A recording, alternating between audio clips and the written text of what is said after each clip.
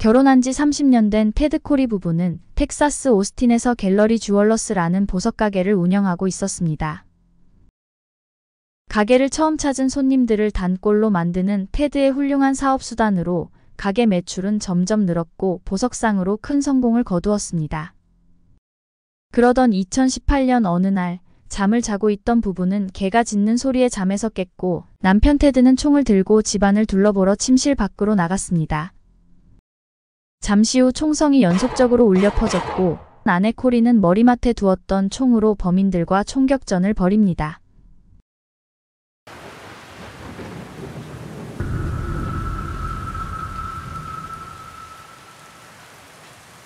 (1963년 2월생인) 테드 쇼너시는 세형제 막내로 피닉스 외곽의 애리조나에서 자랐습니다. 자동차를 좋아했던 그는 자동차 경기 관람뿐만 아니라 직접 레이싱하는 것을 즐겼습니다. 테드는 24살 때 자기처럼 동물을 사랑하고 보석에 관심이 많은 코리 가민을 만나 사귀기 시작합니다.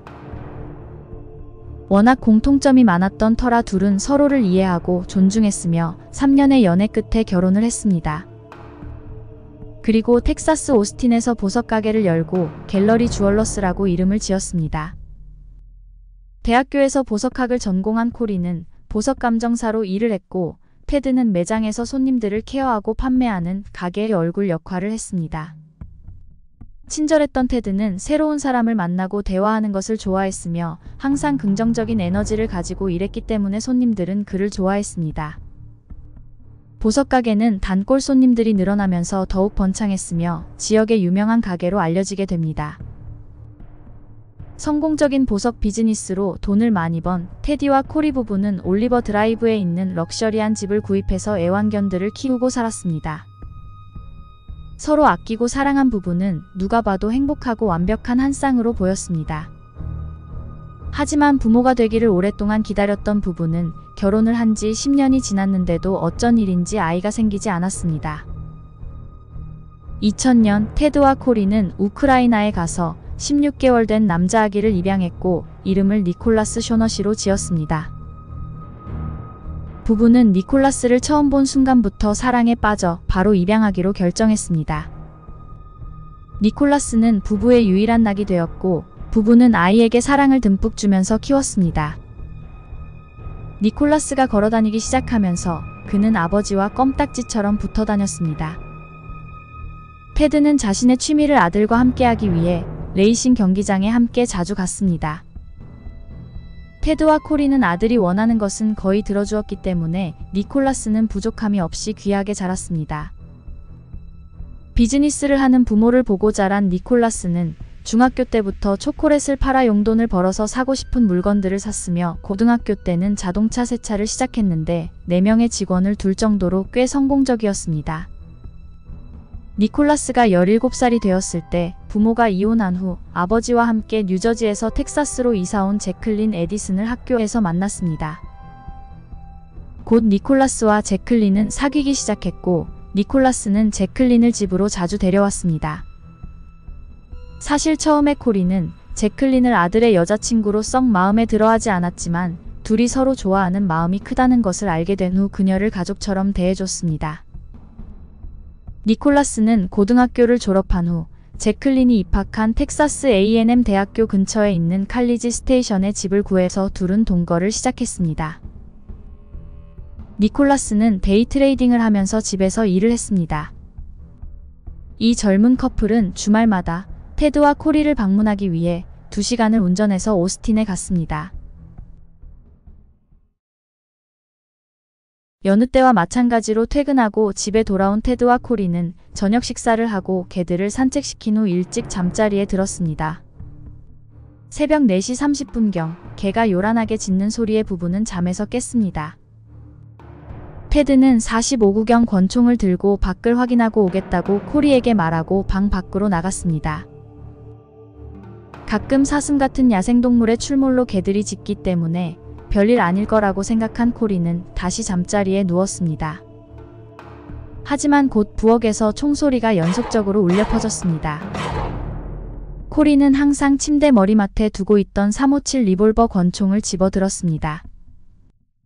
침실로 접근하는 침입자를 향해 사납게 짖고 있는 개가 총에 맞고 쓰러지는 모습을 보고 놀란 코리는 문을 향해 계속 총을 쐈습니다. 코리는 총알이 떨어지자 방 안에 있는 옷장으로 도망가서 문을 잠그고 911에 전화를 겁니다. County 911. Liz, there was shooting. My husband got out of bed and my dogs were barking. There were shots fired. Shots were fired for him? I don't know. Help me. 코리는 정확히 누가 총을 맞았는지 모르지만 밖에서 신음소리가 들린다고 말했습니다. 비록 코리는 그녀의 총알이 떨어졌다는 사실을 눈치챈 범인들이 찾아와 자신을 죽일까봐 두려웠지만 만약 남편이 쓰러져서 죽어가고 있을지 모르니까 그를 찾으러 나가야 할 것 같다고 말했습니다. 하지만 911은 위험할 수 있으니까 경찰이 올 때까지 기다리라고 말하며 그녀를 말렸습니다. 15분 후 911은 코리에게 경찰이 왔다고 말했고 그녀는 옷장 밖으로 나왔습니다. 침실 문을 열고 나가자마자 개 한 마리가 죽어있는 모습이 제일 먼저 눈에 들어왔습니다.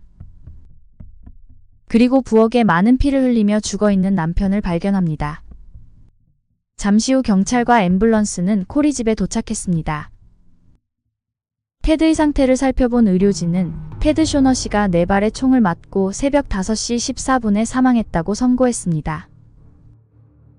큰 충격을 받아 몸이 덜덜 떨리고 진정할 수 없었던 코리는 2시간 거리에 떨어져 있는 19살 아들 니콜라스에게 전화를 걸었습니다.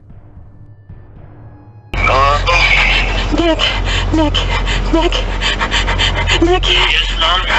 Nick, Dad is dead.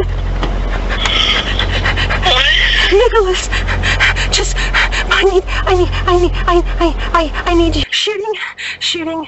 I don't know. What? Did you return fire? Yes, I'm in the back of the car out front and the police are here and they want me to call someone. I know you're in College Station and I don't know what to do about it. I'm on my way. 니콜라스와 제클린은 2시간을 운전해서 부모 집에 오전 8시쯤에 도착했습니다. 4발의 총상을 입고 테드가 사망한 부엌에서는 2종류의 탄피가 발견됐습니다. 2명의 범인들이 49경 총과 3809경 총을 각각 사용한 것으로 보입니다. 2명의 침입자가 부엌에서 테드가 방에서 나오기를 기다렸다가 둘이 같이 그에게 총을 쏜 것으로 보입니다. 집 곳곳에는 만약을 대비해 구비해놓은 각종 총들이 놓여 있었고 또한 집에는 침입방지용 알람 시스템이 설치되어 있었는데 사건 당시 침입자가 침입할 때는 시스템이 작동되지 않았습니다. 침입자들은 니콜라스 방 창문 스크린을 뜯고 안으로 들어갔으며 그 창문에서 지문이 하나 발견되었습니다. 그리고 니콜라스 방 서랍에 있던 총을 보관하는 가방 안에 들어있던 49경 권총이 사라지고 없었습니다. 침입자 중 한 명이 이 권총을 발견하고 테드를 살해할 때 사용한 것으로 보입니다. 이러한 경우에는 보통 가족들이 우선적으로 용의자 선상에 올라가므로 수사관은 아내 코리와 아들 니콜라스 그리고 제클린에게 수사 협조를 요청하고 그들의 휴대폰을 받았습니다. 니콜라스와 제클린은 사건이 일어났던 시간에 2시간 떨어져 있는 칼리지 스테이션에 있었다는 확실한 알리바이가 있습니다. 니콜라스의 휴대폰을 훑어본 수사관은 그의 폰에는 부모 집의 보안 시스템 앱이 깔려 있는 것을 발견합니다. 니콜라스는 최신식 기술에 약한 부모를 도와서 보안 시스템을 사용하는 것을 도울 때 앱을 깔았다고 말합니다. 그리고 부모는 집을 비울 때만 주로 보안 시스템을 켰던 것으로 알고 있다고 말합니다. 아무튼 그의 폰에 깔려 있는 앱으로 니콜라스 방 창문이 4시 27분에 열렸으며 4시 44분에 총이 처음으로 발사됐다는 사실을 알 수 있었습니다. 창문은 최초로 총이 발사되기 17분 전쯤에 열렸으므로 개가 짖기 전에 방을 뒤질 시간은 있었을 것입니다. 수사관은 부부가 값비싼 보석을 다루는 보석가게를 운영하고 있었고 집에도 고가의 주얼리를 상당량을 금고에 보관하고 있었기 때문에 강도가 물건이나 돈을 훔치러 들어왔을 거라고 보고 수사를 시작했습니다. 하지만 집안에는 뒤진 흔적이 없었으며 49경 총을 제외하고는 사라진 물건도 없었습니다. 침입자는 니콜라스 방 창문이 잘 잠기지 않는다는 것과 서랍 안에 총이 있다는 사실을 알고 있었습니다. 범인들이 집에 침입할 당시 집 앞에는 차가 3대나 주차되어 있었기 때문에 사람들이 집에 있다는 것을 알았을 것입니다. 보통 텍사스 사람들은 총을 가지고 있기 때문에 강도들은 사람들이 있는 집은 피하고 빈집을 노립니다.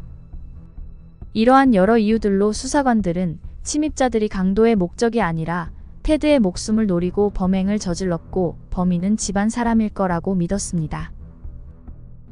20여 년 전에 무장한 강도들이 테드의 전당포에 침입했지만 테드는 밑에 숨겨뒀던 총을 쏴서 강도들 중 한 명을 맞추고 감옥에 보낸 적이 있었습니다. 니콜라스는 범인이 감옥에서 나와서 아버지에게 복수하러 왔을지도 모른다고 말했습니다. 수사관은 그의 말을 듣고 출소한 범인을 조사했지만 이 사건과 아무런 관련이 없는 것으로 밝혀집니다.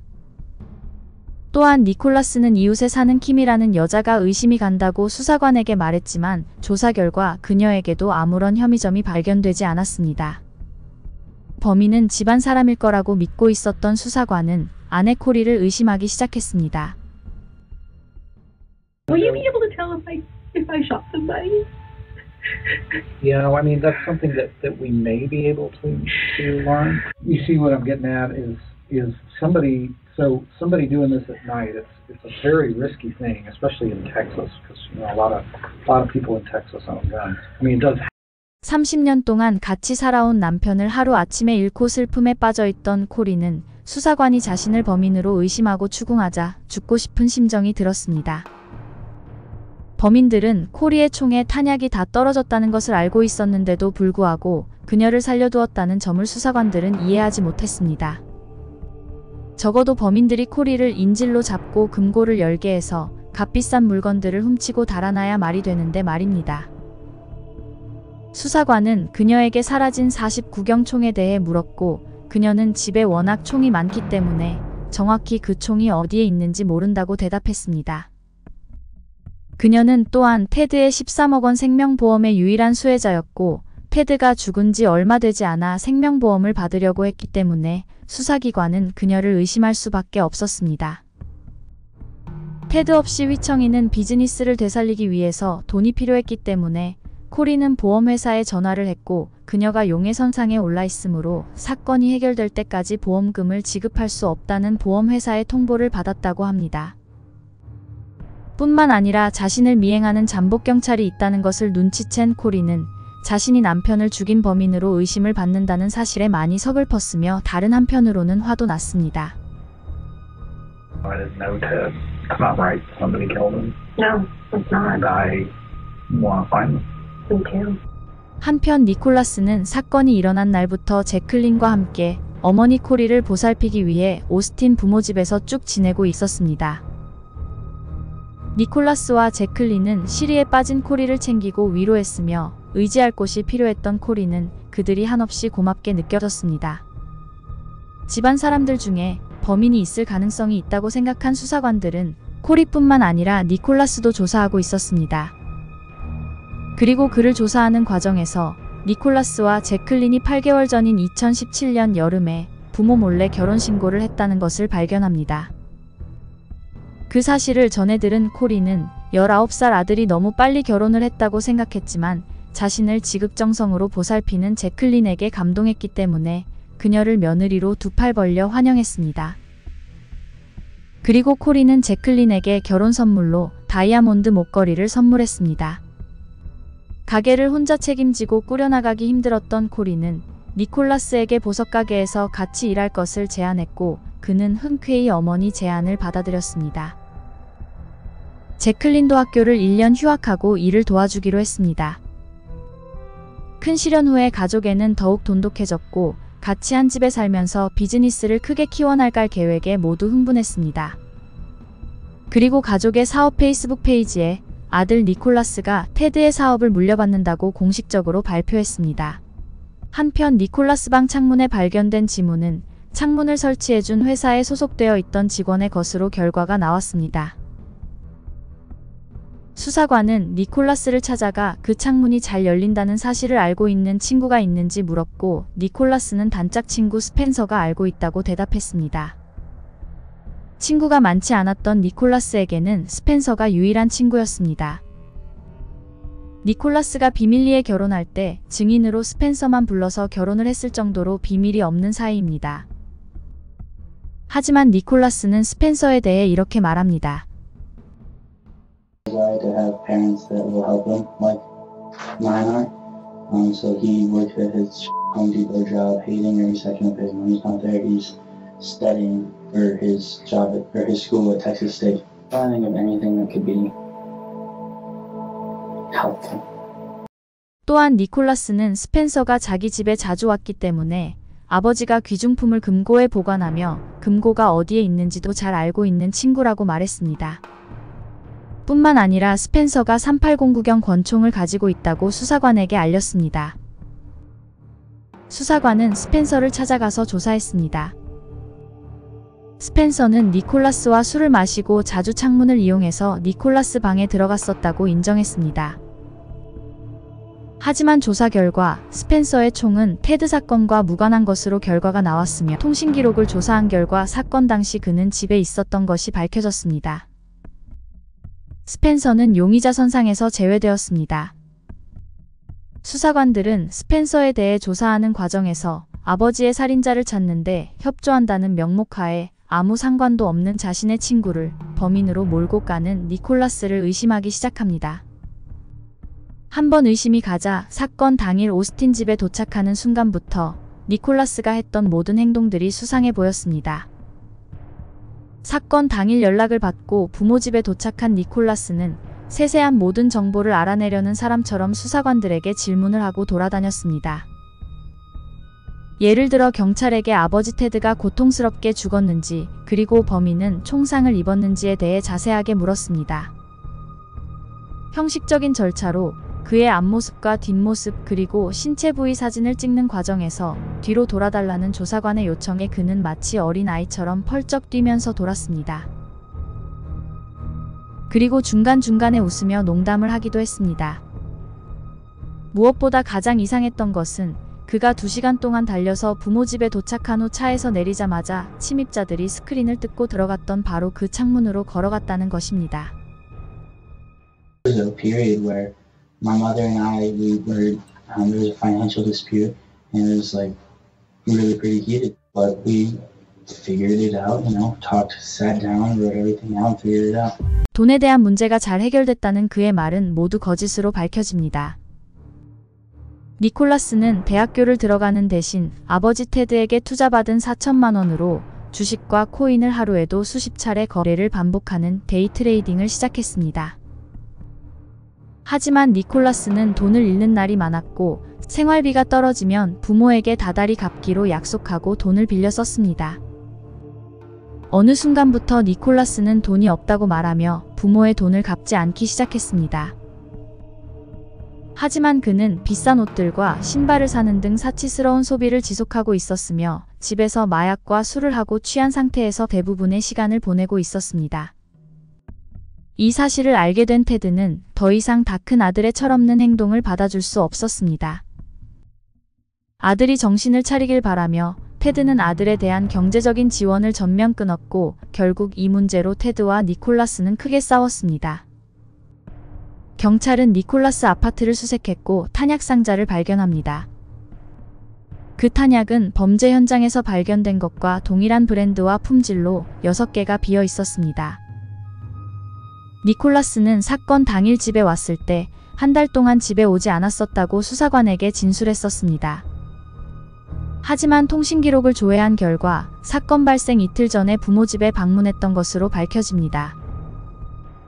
또한 사건 발생 며칠 전부터 니콜라스와 제클린의 전화기에서 지워졌었던 통화 내역과 문자들을 아이클라우드에서 찾아냈습니다.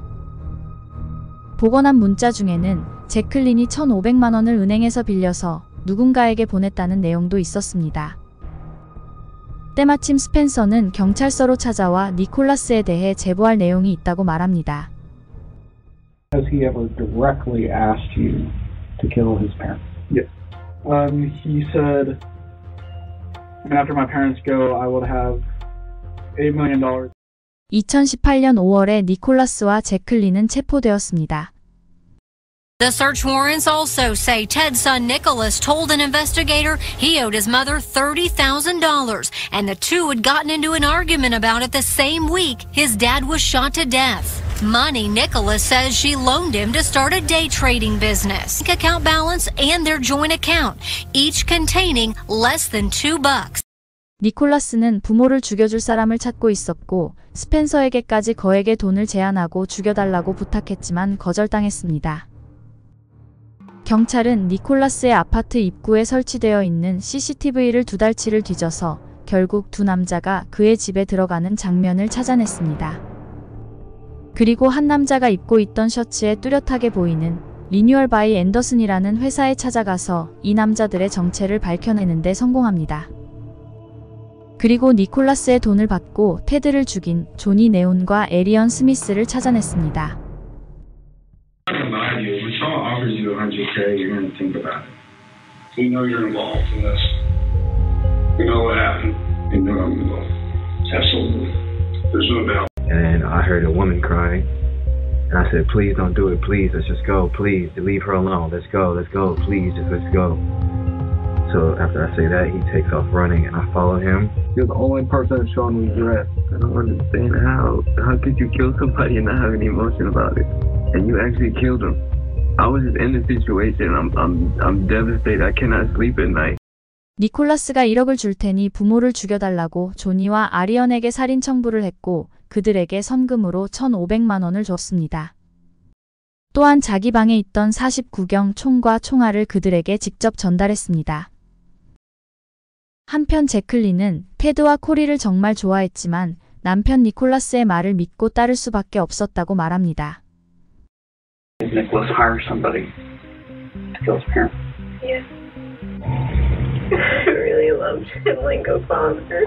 Shortly after we got married, he asked me if I would stay with him if he ever murdered someone. He knew that they had a $1 million life insurance policy each, but he told me it wasn't about the money.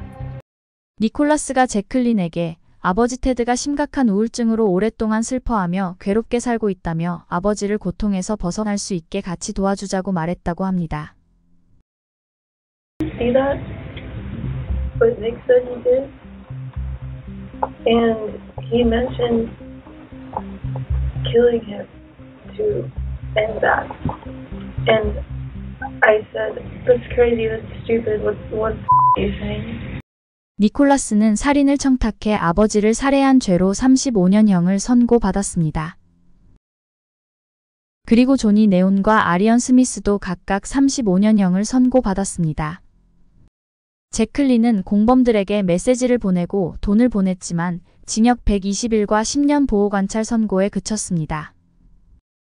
그리고 10년 동안 매년 테드가 살해된 날에 제클린은 이틀 동안 감옥에 들어가야 한다는 명령도 받았습니다. 영상 제작에 힘을 보태주실 분들은 구독, 좋아요, 알림 설정 부탁드립니다.